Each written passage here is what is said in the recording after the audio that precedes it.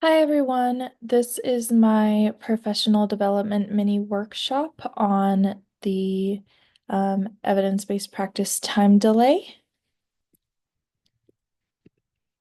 So what is time delay? This is a response prompting procedure that is supposed to fade prompts to promote independent response time.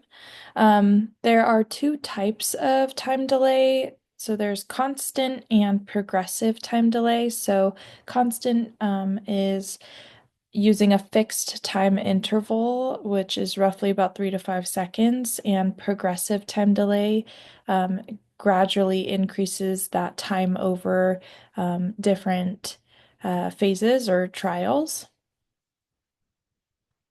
So the target age and disabilities, typically students with autism or intellectual and developmental disabilities, this is helpful for. There are some prerequisite skills that are required, and these include the ability to already respond to cues, wait for prompts, imitate or copy others, um, the ability to stay seated for at least 5 to 10 minutes, and then also follow simple one-step directions. So how to implement time delay? Typically, the best settings would be one-on-one or small group embedded through instruction. Teachers, SLPs, or any other service providers and paras are of use when implementing time delay. And then there's also specific academic, functional, and social cases. So for academics, it's helpful when working with sight words or math facts. Functional would be just daily living skills, so hand washing, putting on jackets, and then socials could be greetings or peer interactions. Some pros and cons to time delay. Pros being it does reduce prompt dependence and focuses on getting a student to a place where they can respond independently. It promotes errorless learning. And then this is also easy for teams to learn and implement across the board. Some cons are that they do require those prerequisite skills that I mentioned at the beginning. Um, they may be a little bit time consuming at the start of implementing this idea, and fidelity must be maintained amongst the IEP team. Some example scenarios here, academics, so learning multiplication facts using constant time delay with those 3 to 2 second intervals and promptings.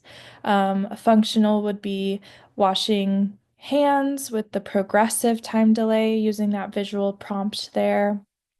And then an example for social is that like embedding greetings or social interactions with peers with time delay as well.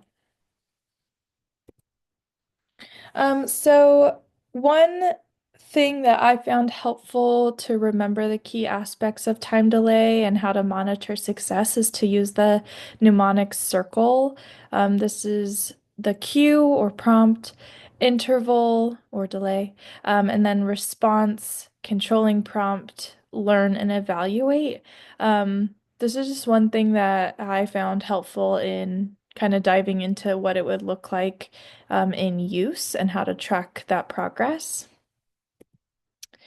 And then a couple of reflection questions that I included that I intend to look at in my future classroom. And if you'd like to respond um, for the peer replies here, but where in your classroom routines would you begin using time delay or implement time delay?